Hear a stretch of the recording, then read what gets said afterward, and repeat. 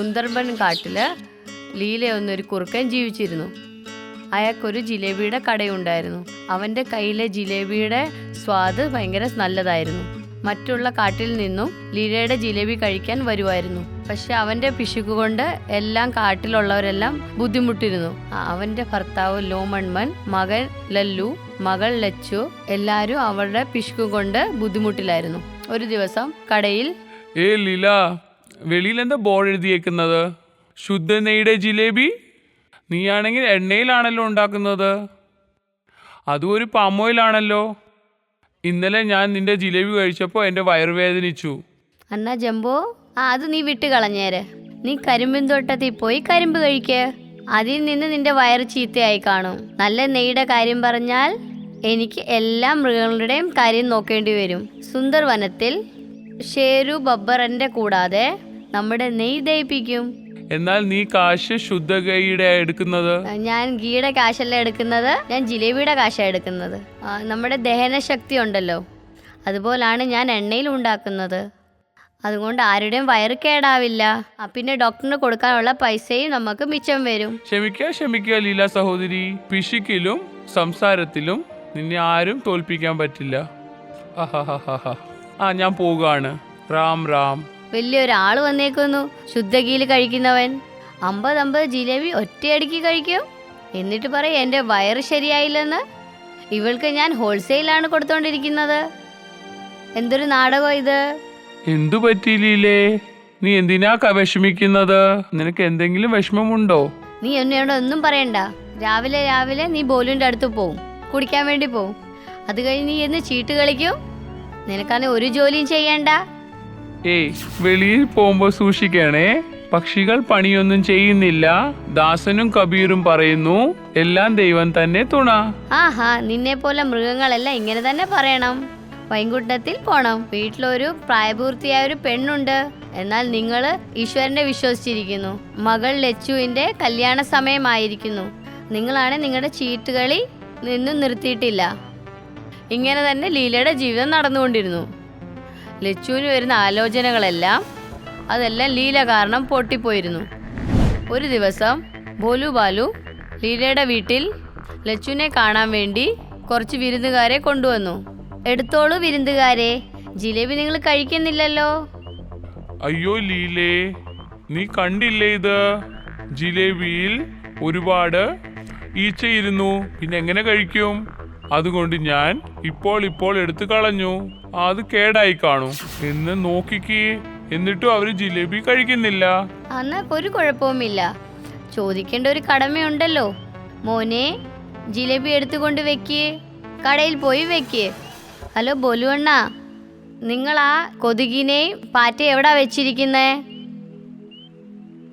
പാറ്റയും കൊതുകിനെയും ഞാൻ എടുത്തു കളഞ്ഞു. നീ അതിനെ എന്ത് ചെയ്യും? ഹലോ അണ്ണാ, അതും കഴിക്കാൻ വേണ്ടി ആൾക്കാർ വരും. പല്ലിയും പഴുതാരയും വരും അത് കഴിക്കാൻ. അവരവരുടെ ഭക്ഷണത്തിന് വേണ്ടി അവരത് പാക്ക് ചെയ്ത് കൊണ്ടുപോകും. ലീല ചേച്ചി, തോന്നുന്നുണ്ട് നിങ്ങളെ പോലെ പറയപ്പെടുന്നത് പിശുക്കനും പിശുക്കിയും. എന്താ പറഞ്ഞേ? ഒന്നുമില്ല ചേച്ചി. പല്ലി നല്ല സ്വാദിഷ്ടമായിട്ടാണ് കൊതുകിനെ കഴിക്കുന്നത്. ലീല ചേച്ചിയുടെ പിശുക്ക് കാരണം ഈ കല്യാണം മുടങ്ങിപ്പോയി. എന്നാൽ ലീല അവിടെ പിശുക്ക് കളയില്ല. ഇതുപോലെ തന്നെ ഒരു ദിവസം കുറച്ച് കള്ളന്മാർ പാതിരാത്രിയിൽ ലീലയുടെ വീട്ടിനുള്ളിൽ കയറാൻ നോക്കി. അപ്പോൾ ലീലയുടെ കണ്ണു തുറന്നു. ചേട്ടാ, കേൾക്കുന്നുണ്ടോ? എന്തു പറ്റി ലീല? ഇത്ര രാത്രിയായിട്ട് ഉറക്കമില്ലേ? ഉറങ്ങിക്കോ, രാവിലെ സംസാരിക്കാം. നിന്നോട് സംസാരിക്കുന്നതേ തലവേദനയാ. കള്ളു കുടിച്ചിട്ട് ദിവസം മുഴുവൻ ഉറക്കം തന്നെ. കള്ളം വന്ന് എല്ലാം എടുത്തോണ്ട് പോകുമ്പോ അപ്പോൾ നിങ്ങൾ എണീക്കുള്ളൂ. എവിടാ കള്ളൻ? ആരാ മോഷ്ടിക്കുന്നത്? എന്നാലും നമ്മുടെ കയ്യില് മോഷ്ടിക്കാൻ വേണ്ടി ഒന്നുമില്ല. നമ്മുടെ കയ്യില് ലക്ഷങ്ങളുടെ സമ്പത്തുണ്ടോ? നിനക്കൊന്നും അറിഞ്ഞുകൂടാ. ഞാൻ ആ പാത്രത്തിൽ വീഞ്ഞു വെച്ചിരുന്നു. രാത്രി നീ വെള്ളം വിചാരിച്ചിട്ട് കുടിച്ചോടെ. എന്താ നിങ്ങള് ഇത് ബോധമില്ലാതെ പറയുന്നത്? ഇവിടെ ലക്ഷങ്ങൾ പോകുന്നു, നിങ്ങൾക്ക് ബോധമില്ലാതാവുന്നു. ക്ഷമിക്കണേ, ഇപ്പൊ നിനക്കാ ബോധമില്ലാത്തത്. മദ്യം വാങ്ങിച്ചു കുടിക്കാൻ വീട്ടിൽ 2 രൂപ പോലും ഇല്ല. എന്നിട്ട് നീ ലക്ഷങ്ങളുടെ കണക്ക് പറയുന്നു. മിണ്ടാതെ കിടന്നുറങ്ങിക്കോ. സ്വപ്നത്തിൽ ലക്ഷപ്രഭു ആവോ. എല്ലാരെയും വിളിച്ചുണർവിച്ചു പാതിരാത്രിയില്. എല്ലാരും കാണാതെ ഞാൻ കാശ് ഒളിപ്പിച്ചു വെച്ചിട്ടുണ്ട്. നിനക്ക് മനസ്സിലാവുന്നില്ലേ? എന്തു പറ്റി അമ്മേ? നമ്മൾ ലക്ഷപ്രഭു ആണോ? ഞാൻ എന്നെ തന്നെ ഒരു പാവപ്പെട്ടവരുടെ മകളാണെന്ന് വിചാരിച്ചു. അമ്മേ, എനിക്കൊരു മോട്ടോർ സൈക്കിൾ വാങ്ങിച്ചു തരുമോ?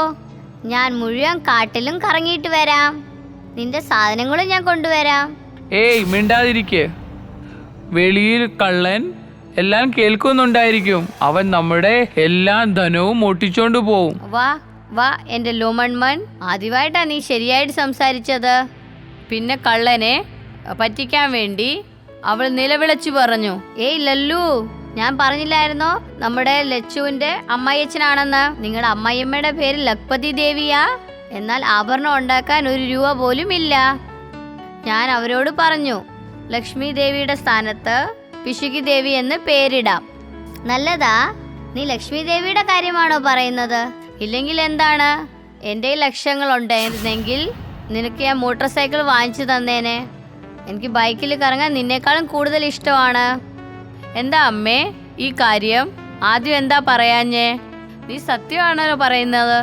എന്തിനാ രാത്രി എൻ്റെ ഉറക്കം കളഞ്ഞത്? കുറച്ച് ലക്ഷപ്രഭു ആകുന്ന കാരണം നമ്മുടെ അടുത്ത് ആരും നോക്കുന്നില്ല. വെളിയിൽ കള്ളൻ ഇവരുടെ എല്ലാം കാര്യം കേൾക്കുന്നുണ്ട്. അവർ തമ്മിൽ സംസാരിക്കുന്നത് ഈ പിശുക്കി ലീല കാശ് വെച്ചിട്ടുണ്ടായിരിക്കും. ഒരു പ്ലാൻ ചെയ്യാം. നമ്മൾ ഇവൻ്റെ വീട് തപ്പിയെടുക്കാം. അവർ കുശുർ പുശുർ ചെയ്തുകൊണ്ടിരുന്നു. അവിടുന്ന് പോയി. നന്ദി ദൈവമേ, ഈ കള്ളൻ പോയി. ഇപ്പോ പറയൂ ലീല, കാശ് എവിടാ വെച്ചിരിക്കുന്നത്? കാശ്? ഏത് കാശ്? അത് ഞാൻ തമാശക്ക് പറഞ്ഞതാ. നീ ഒരു കാശ് സമ്പാദിച്ചു കൊണ്ടുവരുന്നതുമില്ല, പിന്നെ കാശിന്റെ കാര്യം പറയുന്നത്. കാശ് നിന്റെ കയ്യിലുണ്ടല്ലോ. എന്നാൽ നിന്നെ പോലെ പിശുക്കിന്റെ കയ്യിൽ നിന്നും 1 രൂപ എടുക്കാനും പ്രയാസമാണ്. അങ്ങനെ ഇരുമ്പ് കഴിക്കുന്ന പോലെ. എല്ലാവരും ഉറങ്ങിക്കഴിഞ്ഞപ്പോൾ ലീല ചിന്തിച്ചുകൊണ്ടിരുന്നു. വീട്ടിലെല്ലാവർക്കും കാശിന്റെ കാര്യം മനസ്സിലായി. 4 മണിക്ക് എണീച്ച് അരികിലിരുന്ന കലത്തിന്റെ അടുത്ത് പോയി തറയിൽ നിന്നും കുറച്ച് കാശ് എടുക്കുന്നു. ആ കാശെല്ലാം ഒരു പെട്ടിയിൽ നിറഞ്ഞിരിക്കുന്നു. വീടിന്റെ പുറകിൽ മരത്തിന്റെ താഴെ ആ പെട്ടിയെ ഒളിപ്പിക്കുന്നു. ദൂരെ ഇരുന്ന് കള്ളൻ അതെല്ലാം കാണുന്നുണ്ടായിരുന്നു. ലീല പോയി കഴിഞ്ഞപ്പോൾ പെട്ടിയിൽ നിന്നും കാശ് വെളിയിലെടുക്കുന്നു. അപ്പോൾ കള്ളൻ ഓടിപ്പോകുന്നു. പിറ്റേ ദിവസം, അമ്മേ, മരത്തിന്റെ താഴെ ആരാണ് കുഴി കുഴിച്ചത്?